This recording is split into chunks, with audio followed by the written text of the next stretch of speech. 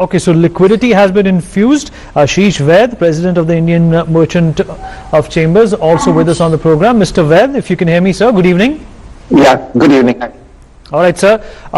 Liquidity, in fact, was, the requirement for the day. In a world, in an atmosphere where a disease has wreaked havoc and, businesses and governments and industries are running from pillar to post, a stimulus package. Most of the countries had announced their stimulus package long ago, even before they saw the full-blown effects of COVID-19. A stimulus package was announced. But, like they say, better late than never. Was this durust of a package that we got to see today? Yeah, so good evening, and I want to just tell you that IMC represents the MSME sector in a big way, and we've been always requesting them that there has been the salaries, wages, their vendor payments, all are pending.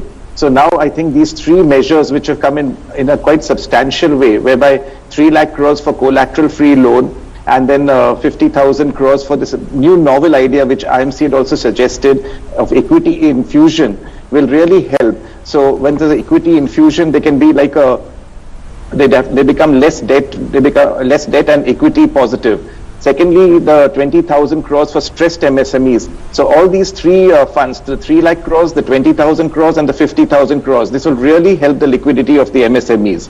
Fourthly, the change of the definition of MSMEs will help them to fall into various categories, and then combining the manufacturing sector and the service sector in keeping them at par is a helpful one.